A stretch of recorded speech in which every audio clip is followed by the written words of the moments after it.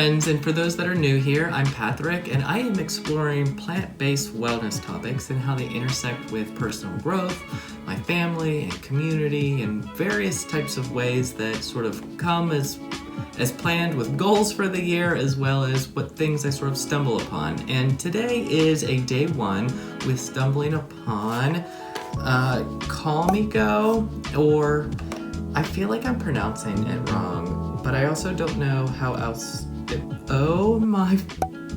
okay, so maybe it's Calmigo, which makes way more sense. Calmigo. Okay, so this is all about reducing moments of anxiety and panic. And yeah, so today's day one, and I just want to show how I'm going to set this up, and I'm going to document my first 30 days of having this on me, and at the end I will reassess what I think of this and how it impacted me within the last 30 days, and if I plan to continue to use it. And yeah, let's get it open and set up. So as you already saw, it comes in this little box and with a screwdriver. I was expecting, before I break it, should open up instructions. Oh, it's got this cute little satchel. Okay. Quick start guide.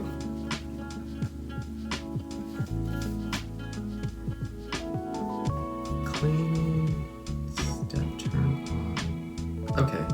Okay, so this is just a cover to it. It's confusing because none of the diagrams talk about it, and if you ask Caleb, I am notorious for breaking stuff when I think that it's supposed to do something and it doesn't. So this comes off, and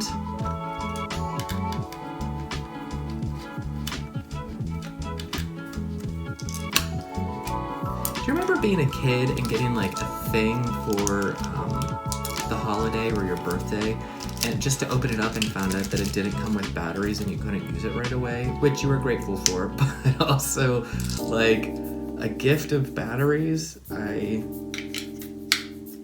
I don't know. I was always really bummed out about that when you would get these gifts where you had to like set it up or it wasn't like ready. I think that when we have kids, anything that requires batteries, it's going to be ready to go out of the box. Yeah, random side story. So, turn on. Simple enough. So, what I feel like I want to do, before I actually read this, what I feel like I want to do is, I'm assuming that this is going to try and redirect your breathing and slowing it down. So I feel like it's going to have you do something where it like has you inhale in over X amount of seconds, or inhale in through your nose, and then maybe exhale through this.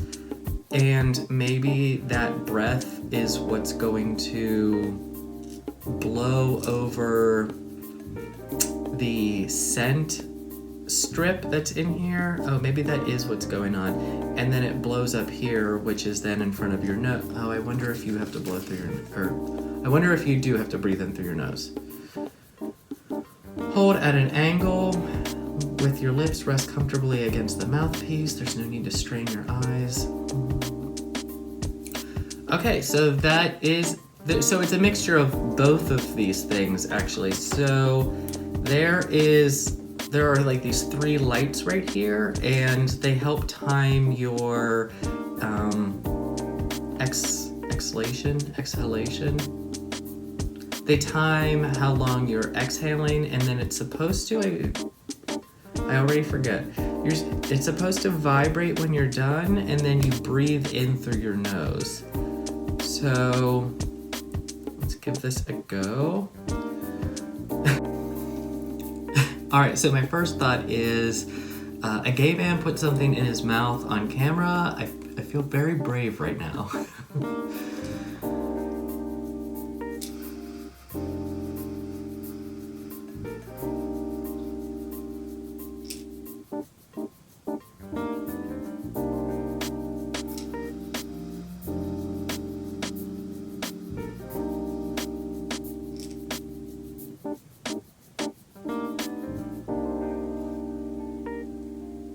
So this is nice. So Caleb and I keep these little Wiccan sleeping satchels under our pillows that have lavender in them, but this is like, I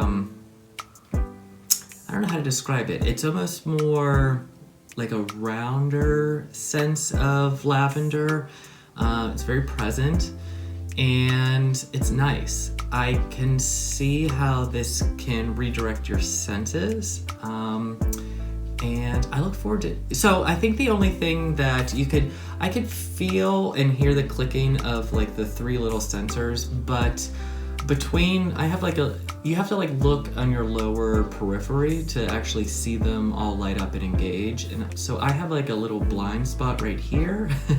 And then of course with my nose, it makes it a little bit difficult. And so I'm like looking, whatever. I just have to get used to that, but I look forward to seeing how this goes and sharing if this is something that I will continue to use or if it gets worse or what the benefits are for how I see it in my life. So it looks like it just powers down by itself, and I'm gonna put its case back on and put it in its little satchel, and I look forward to sharing how this goes. So it is not 30 days later, it's actually 8 days later, because you know what goes great with anxiety? Depression. So I'm a little bit behind on my productivity. This is a hard time of year for me, but I want to talk about some of my thoughts about Calmigo. And I have some housekeeping notes that I want to throw in here.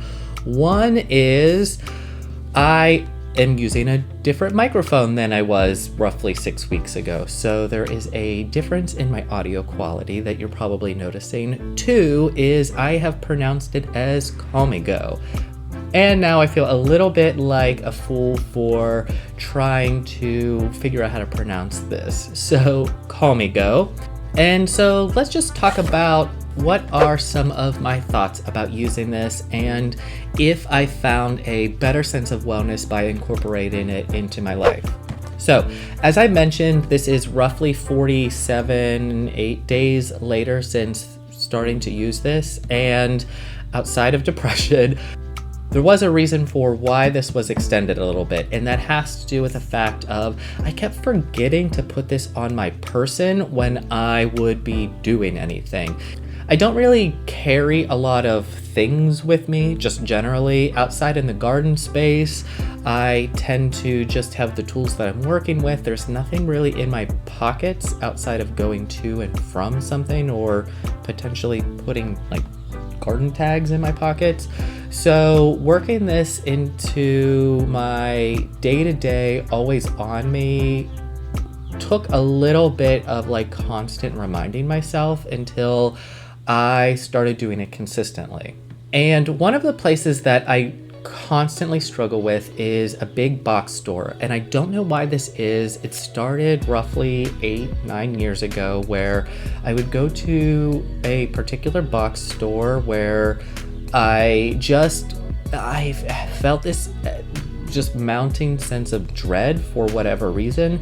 And there are times where I can go in and out and it's completely fine. And there are other times where I go in and it's like I have to hurry up and get everything I need and get out immediately. And there are even times where I go in and I sometimes get a few things and then I just abandon my cart and I just have to leave.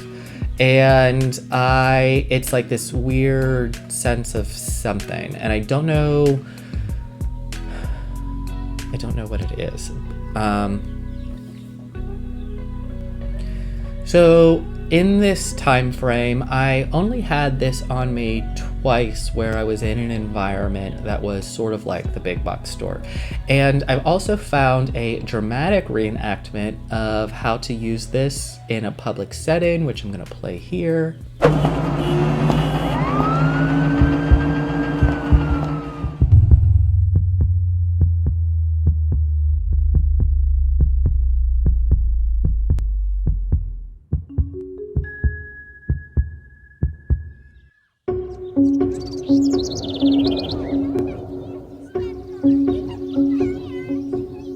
This is Calmigo.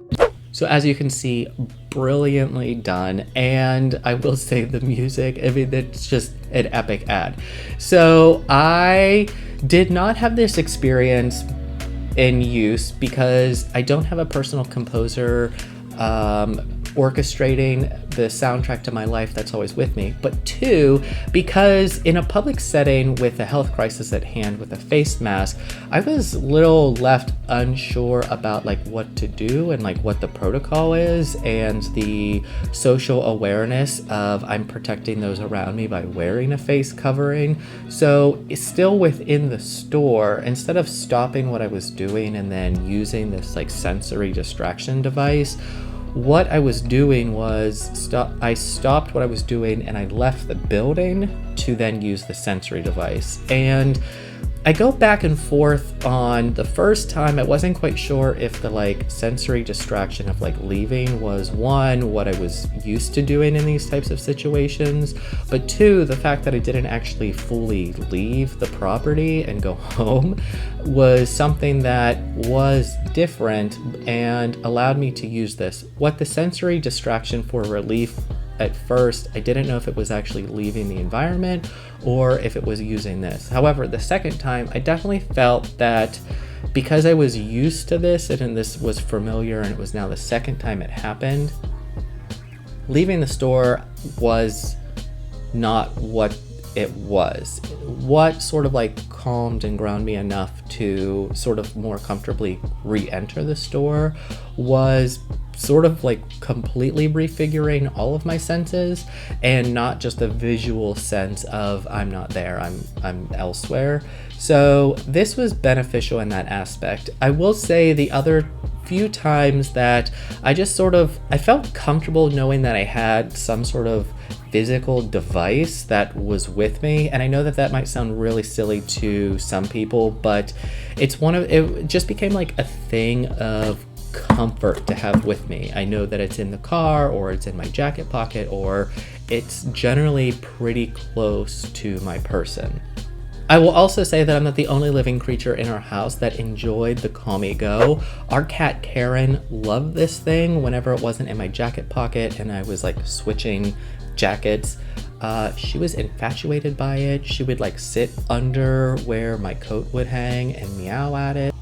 But I don't know if it necessarily calmed her down, as it was a point of curiosity for her to play with the string, but also even when I tucked the string inside the little satchel that it was, she was still infatuated with like the smell. She would sometimes just sit there and smell it. And I found that to be completely adorable. So would I recommend Calmigo to somebody who has panic attacks and issues with anxiety or some sort of mental health wellness that may benefit from sensory distraction or like diversions? Yes, I definitely think that this is something that it acquires getting used to. Like I said, if you get used to remembering to always have it with you, it becomes sort of like a safety tool. And I know that at least for me, this was something that I was a little apprehensive at first. It felt a little, I don't know what the right word is for it. It felt disproportionate in reaction to what we have, but I also think that we tend to discount our own needs. So to think that you need a specific tool for sensory distraction carried with you might not think like, it's not that bad, or I don't need that, or I can personally overcome these situations, or these are temporary and fleeting. Well, maybe the last one's true, but everything else, I think, sort of comes from that personal undermining of using something for personal wellness. And that's where I think the Calmigo can be a great asset, is if you allow yourself the space and the permission to use something to help you, this is definitely a top contender that I think is worth checking out. Plus, the smell of lavender is very lovely. So with all that being said, I want to remind you to be kind to yourself today, whether it's smelling something floral or if it is just giving yourself permission to do something that you think that you don't deserve for whatever reason. Today, give yourself a little permission and a little room to do something for you. and I look forward to sharing more with you soon. Tschüss!